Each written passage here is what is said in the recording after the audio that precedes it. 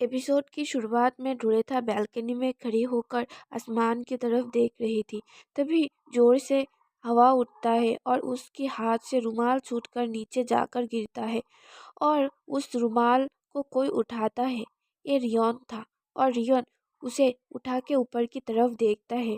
ड्रोरेथा उसे वहाँ देखकर मन में कहती है, अब मैं क्या करूँगा। उसे पता चल गया कि ये रुमाल अब भी मेरे पास है। रियोन नीचे से चिल्ला के कहता है, तो योर हाइनेस देर रात तक बाहर है और ये तभी ड्रोरेथा चौंक कर चिल्ला के कहती है, मैं इसे वापस करना चाह रहा था। मैं सोच रहा था कि इसे तुम्हें वापस कैसे दूँ, लेकिन मुझे लगता है कि ये अपने आप ही वापस चला गया। रियोन हंसता है और कहता है, अब आप बहुत बेहतर लग रहे हैं कि आप मुस्कुरा रहे हैं। ड्रोरेथा मन में कहती है, हाँ उसने क्या कहा। और रियोन कहता है, क्या आप वहाँ मेरे लिए थोड़ी देर इंतज़ार करेंगे। यह कहकर रियोन पेड़ के सहारे से ऊपर आ जाता है और वह आकर हंसते हुए कहता है, थैंक यू नहीं भागने के लिए। ये सुनकर ड्रोरेथा मन में कहती है, वही हमेशा मुझसे दूर भागता है, लेकिन अब वही मुझे दूर ना भागने के लिए शुक्रिया कह रहा है। अब मैं क्या करूँगा, मुझे लगता है मैं रोने वाला हूँ। और वो कहती है, हाँ रियोन, क्या तुम हमारी बात जारी रहने से पहले इस तरफ आ सकते हो। और वो हाथ बढ़ाते हुए मन में कहती है, मुझे डर है तुम गिर जाओगे।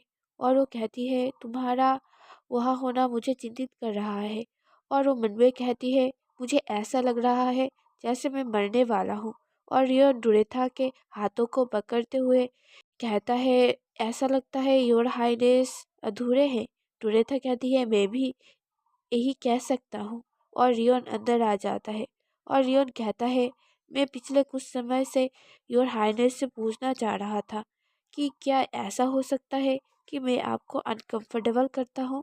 ड्रोरेथा कहती है, क्या नहीं, ऐसा नहीं है। और वो मन में कहती है, ये केवल इसलिए है जो पास्ट में हुआ था। रियोन कहता है, अच्छा हुआ, ये जानना काफ़ी है कि मैं आपको अनकंफर्टेबल नहीं करता। योर हाइनेस को दोबारा देखकर खुशी हुई।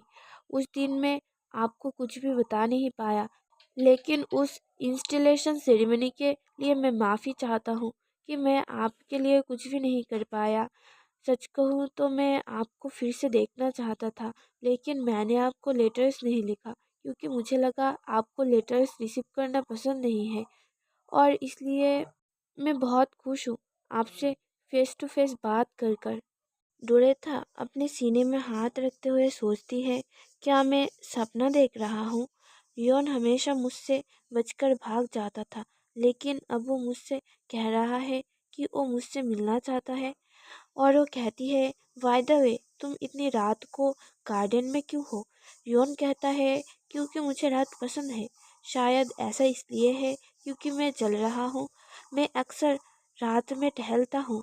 डोरेथा मन में कहता है, मुझे पता है कि तुम रात को देर से सोते हो और तुम्हें दिन में झपकियाँ लेना पसंद है।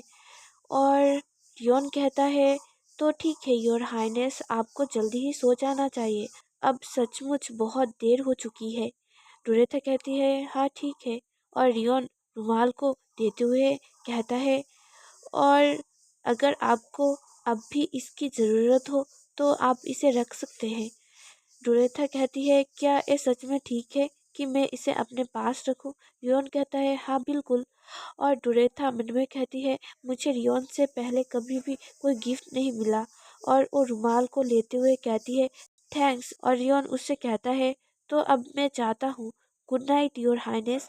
और डोरेथा जाकर बिस्तर पर लेट जाती है और रुमाल को देखने लगती है और सोचती है, नहीं मैं नहीं कर सकता। और वो अपने सेकंड रूल को याद करती है जिसमें लिखा था, जो चीज़ किसी और की है उसका कभी लालच मत करो। थ्रोन रे का है और रियोन जूलिया का है। रियोन जूलिया का है, वो मेरा नहीं है। पर क्या होगा अगर रियोन अंत में मुझे पसंद करने लगे तब। और हमारा सीन शिफ्ट होता है। फ्लोरा शॉक होकर चिल्ला के कहती है, क्या आप कह रहे हैं कि योर हाइनेस ने स्वॉर्ड फाइटिंग टूर्नामेंट में पार्टिसिपेट किया है, वो भी यूथ डिवीजन में। डोरेथा कहती है, तुम इतना सरप्राइज क्यों हो? क्लोरा चौंकते हुए कहती है, नहीं, मैं तो बस चिंतित हूँ, अगर आपको चोट लग जाए तो। डोरेथा कहती है, मैं ठीक रहूँगा। क्लोरा गुस्से से स्टीफन की तरफ देखते हुए सोचती है, तो इसका मतलब है कि वो प्रिंस रेमोंड के खिलाफ जा सकते हैं। आपको मुझे इस बारे में बताना चाहिए था मिस्टर नाइट। और वो सोचती है, ये बहुत फ्रस्ट्रेटिंग है। अगर वो दोनों एक दूसरे के सामना करते हैं तो ये प्रॉब्लम की बात है। नहीं, इसकी कोई गारंटी नहीं है कि वो असल में ही एक दूसरे का सामना करेंगे। सब कुछ ठीक होगा, राइट? और वो पांचों टूर्नामेंट के लिए जाते हैं। रे वह डोरेथा को देखकर सोचता है, क्या तुम यहाँ मुझे चीयर करने आए हो? और डोरेथा रे को वह देखकर सोचती है, मुझे लगता है कि तुम यहाँ तमाशा देखने आए हो। डोरेथा क्लोरा से पूछती है, तुम ये जानते थे, है ना क्लोरा? क्लोरा घबराते हुए कहती है, मुझे मुझे कल ही पता चला, योर हाइनेस। लेकिन आपने मुझे पहले क्यों नहीं बताया कि आप टूर्नामेंट में हिस्सा लेंगे? और वो स्टीफन के पीठ में मारने लगती है और रे घबराने लगता है। रियोन उसे दिलासा देता है। डोरेथा मन में कहती है, क्या मैं टूर्नामेंट क्विट कर लूं?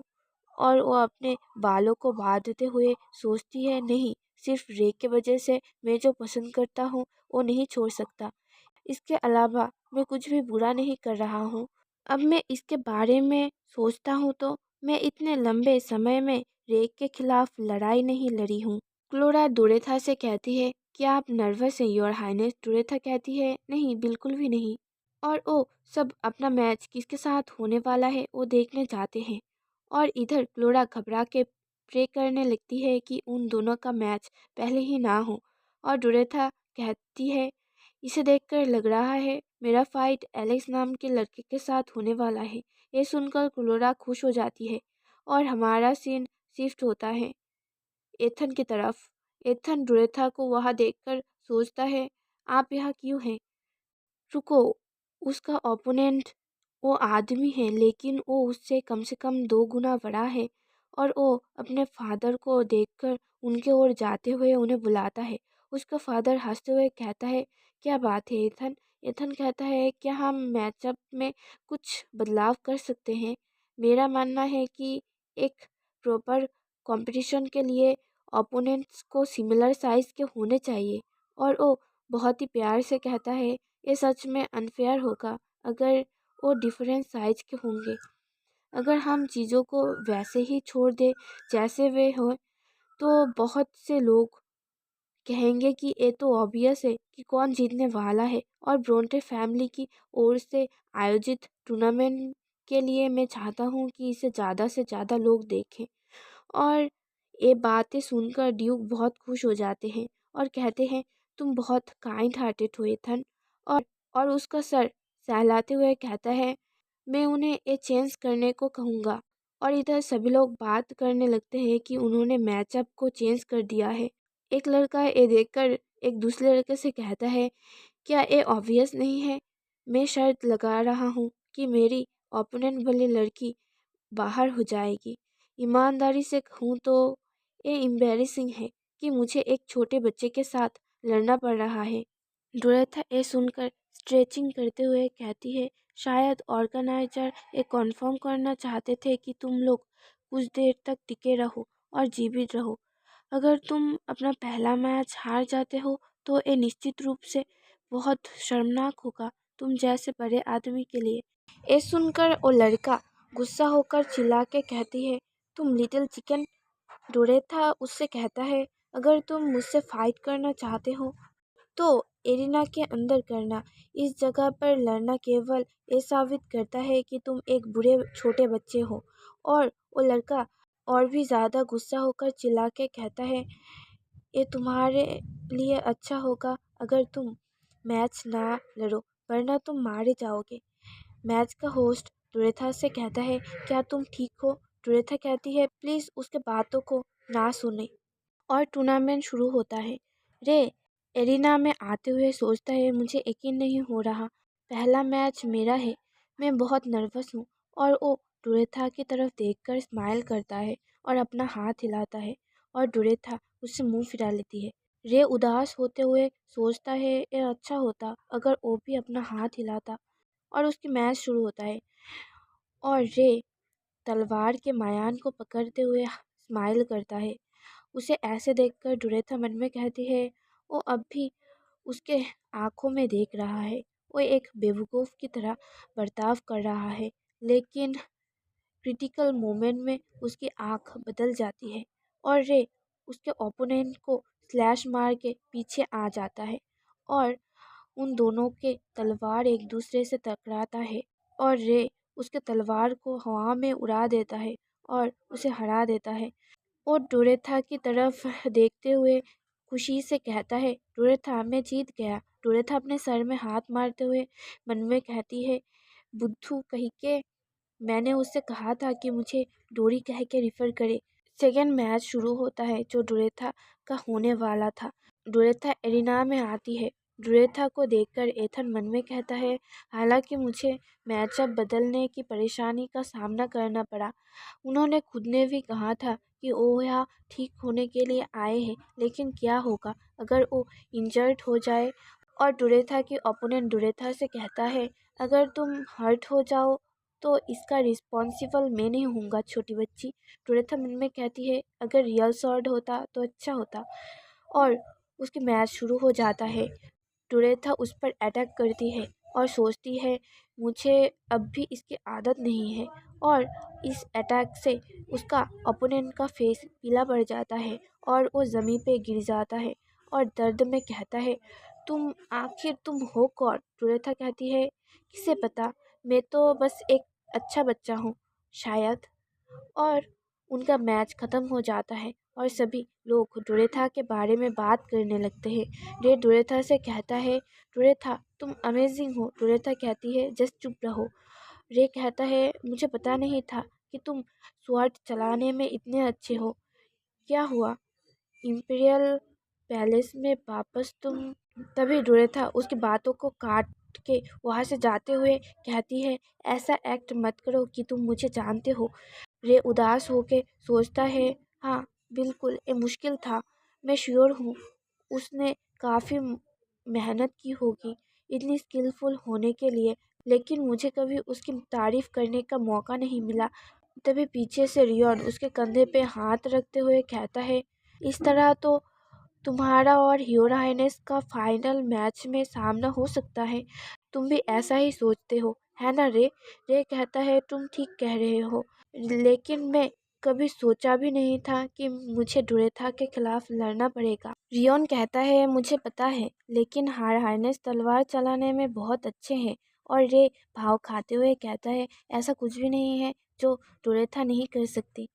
रियोन डोरेथा को याद करते हुए कहता है, हाँ मुझे पता है कि हर हाइनेस सच में। और वो कहते कहते खामोश हो जाता है और उसका दिल जोर से धड़कने लगता है। डोरेथा और रे दोनों बिना किसी प्रॉब्लम के फाइनल तक पहुंच गए और डोरेथा अपनी सेमीफाइनल मैच में लड़ने वाली है। और मैच का होस्ट डोरेथा और जॉय का मैच शुरू करता है।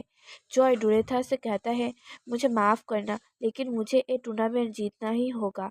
और वो लड़का चिल्ला के कहता है, मैं तुम्हें हरा दूंगा और प्राइज के मनी को जीतूंगा। डोरेथा उसे देखकर मन में कहती है, ये लड़का बहुत फैमिलियर लग रहा है, मैंने इसे पहले कहाँ देखा है। ओह ये तो वही बच्चा है जो हर साल गिफ्ट दे जाता है, वो यहाँ क्या कर रहा है? और जॉय डोरेथा पर अटैक करते हुए कहता है, तुम क्या ये सच में सोचते हो कि तुम मेरे खिलाफ आसानी से फाइट कर सकते हो? और डोरेथा उसके पैर पर अटैक करके उसे नीचे गिरा देता है। डोरेथा उससे कहता है, तुम सिर्फ 10 ब्रांचेस जीतने के लिए इतना ज़्यादा कोशिश क्यों कर रहे हो? जॉय चिल्ला के कहता है, तुम चुप करो, 10 ब्रांचेस से हमारा पूरा महीने का खर्चा चल सकता है।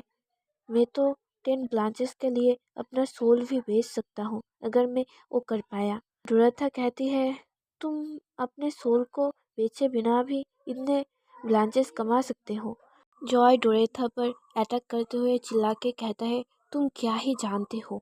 डोरेथा जॉय को जमीन पर गिरा देते हुए कहती है, 10 ब्रांचेस के लिए खुद को बेच देना ये बेवकूफ़ी होगी। जब तुम 10 बंचेस के लिए अपने जीवन का सौदा करना चाहो तो मुझे ढूंढ लेना। जॉय लेटे हुए चिल्ला के कहता है, तुम क्या कह रही हो? मैं तुम्हें ढूंढते हुए क्यों आऊँगा? रुरेथा उसकी तरफ देखते हुए कहती है, मैं तुम्हारा दिए गए गिफ्ट को एंजॉय किया। वो पोटैटोज बहुत डिलीशियस थे। ये सुनकर जॉय थोड़ा सा हैरान हो जाता है और रुरेथा से कहता है, रुको, तुम इसके बारे में कैसे जानते हो? हे! और फाइनल मैच का समय आता है जो डोरेथा और रे के बीच होने वाला था। वो दोनों एक दूसरे के सामने जाके खड़े हो जाते हैं। रे डोरेथा से कहता है, डोरेथा क्या तुम फर्स्ट प्लेस में आना चाहते हो? डोरेथा गुस्से से कहते हैं, मेरे ऊपर इजी जाने के बारे में सोचना भी मत। और उन दोनों का मैच शुरू हो जाता है। डोरेथा रे के ऊपर अटैक करती है। रे उसे रोक देता है। डोरेथा मन में सोचती है, सब लोग एक क्यों सोचते हैं कि वो सब मेरे खिलाफ जीतने वाले हैं? क्या मैं इतनी कमज़ोर दिखती हूँ? क्लोरा उन्हें देखकर घबराते हुए स्टीफन से कहती है, मुझे नहीं पता कि मुझे किसे चीयर करना चाहिए। तुम्हें क्या लगता है कि कौन जीतने वाला है? स्टीफन कुछ भी नहीं बोलता है। डोरेथा रे को पीछे ढकेल देता है और रे के ऊपर अटैक करती है। रे तलवार को घुमा के डोरेथा के ऊपर अटैक करता है जो डोरेथा के हाथ में जा लगता है। डोरेथा मन में कहती है, डैम इट, मुझे कॉन्सेंट्रेट करना होगा। इससे रे घबरा जाता है और डोरेथा से पूछता है, क्या मैंने जोर से मारा? क्या ये दर्द कर रहा है? मुझे क्या करना चाहिए? आई एम सॉरी, मैं बस। तभी डोरेथा उससे चिल्ला के कहती है, ये जरा भी दर्द नहीं कर रहा है, तो फोकस करो रे। और वो रे पर अटैक करते हुए मन में कहता है, ये दर्द कुछ भी नहीं है। और रे उसके अटैक को ब्लॉक करते हुए सोचता है, मैंने अभी क्या किया? मेरे वजह से उसे नहीं, मैं डोरेथा के साथ ऐसे फाइट नहीं कर सकता। और डोरेथा उस पर अटैक करना बंद कर देती है और कहती है, मुझे लगा मैंने तुमसे कहा था कि मुझ पर इजी नहीं जाना। और वो तलवार फेंक कर वहाँ से जाने लगती है। रे कहता है, रुको डोरेथा, तुम कहाँ जा रही हो? और वो भी उसके पीछे जाने लगता है। और टूर्नामेंट का होस्ट उनके पीछे आते हुए कहता है, तुम बच्चे कहाँ जा रहे हो? तुम अगर ऐसे ही जाओगे तो मैं प्रॉब्लम में पड़ जाऊंगा। और उनका पैर एक रस्सी में फंस जाता है जिससे एक मलबा हिलने लगता है। डोरेथा पीछे मुड़ के रे से कहती है, स्टबन बनना बंद करो। और वो देखती है वो मलबा रे के ऊपर गिरने वाला था। डोरेथा रे की तरफ जाकर उसे धक्का देकर हटा देती है जिससे वो मलबा उसके ऊपर गिर जाता है। ये देखकर एथन और रियन एक साथ चिल्लाते हैं, योर हाइनेस। और हमारा सीन शिफ्ट होता है। डोरेथा के हाथ पे पट्टी बंधी हुई थी और क्लोरा उस पर चिल्लाते हुए कहती है, आपको वहाँ बीच में कूदने की क्या ज़रूरत थी? आपने देखा है कि आपने खुद को कितना चोट पहुँचा लिया है? डोरेथा कहती है, लेकिन ये तो अच्छा है ना कि क्राउन प्रिंस हर्ट नहीं हुए हैं। और तुम्हें क्या लगता है कि मुझे क्या करना चाहिए था, जबकि हम दोनों की ही लाइफ डेंजर में थी? फ्लोरा कहती है, ये आप क्या कह रहे हैं? ये ऑब्वियस है, आपको खुद को बचाना चाहिए था। और मिस्टर नाइट और मैं आपके पीपल हैं। और ये सुनकर डोरेथा हंसते हुए कहती है, थैंक यू ये कहने के लिए। और दूसरी तरफ रे रोते हुए कहता है, डोरेथा, वो मेरे वजह से, मेरा यहाँ आना सच में डिजास्टर है। रियन उसे ऐसा देखकर रूम से बाहर आ जाता है और सोचता है, मुझे शायद उसे कुछ देर अकेला छोड़ देना चाहिए, यही अच्छा होगा। और वो सामने एथन को खड़ा हुआ देखता है और वो उसे बुलाता है। एथन रियन को देखकर कहता है, ओ यंग मास्टर रियन फ्रेड, मुझे लगा तुम घर चले गए होगे। रियन कहता है, इससे तुम्हारा कोई मतलब नहीं है। एथन कहता है, मैंने उस दिन हर हाइनेस को देखा था। जब तुम वहाँ आए तब वो बहुत अनकंफर्टेबल लग रहे थे। रियन कहता है, ऐसा लगता है तुम्हें हर हाइनेस के मामले में कुछ ज़्यादा ही दिलचस्पी है। एथन कहता है, हाँ बिल्कुल, मैं हर हाइनेस में इंटरेस्टेड हूँ क्योंकि मैं उन्हें पसंद करता हूँ। ये सुनकर रियन थोड़ा सा चौंक जाता है।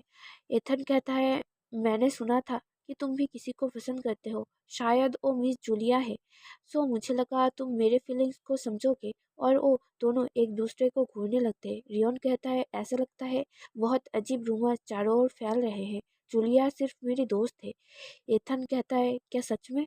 तभी एक सर्वेंट आके कहता है, प्रिंसेस डोरेथा का ट्रीटमेंट खत्म हो गया है और हम देखते हैं ड्यूक ब्रोंटे दुरिथा से माफ़ी मांग रहा था और वो घबराते हुए मन में कहता है मेरे होस्ट किए गए टूर्नामेंट में उन्होंने अपना हाथ तुड़वा लिया है, लेकिन ये अच्छी बात है कि क्राउन प्रिंस को कुछ नहीं हुआ। दुरिथा कहती है मैं ठीक हूँ लॉर्ड ब्रोंटे, आपकी ही वजह से मेरा ट्रीटमेंट इतना जल्दी हो सका है। और वो एथन के भाई को ओर देखते हुए मन में कहता है ऐसा लगता है अब वो जानता है कि मैं कौन हूँ। और डुरेथा वहाँ से जाने लगती है और वो एथन को पूरा अनदेखा कर देता है। और एथन अपने मन में कहता है क्या आप ठीक हैं? मैं होप करता हूँ कि योर हाइनेस दूसरी बार खुद का ख्याल रखेंगी। योर हाइनेस आज बहुत कूल लग रहे थे।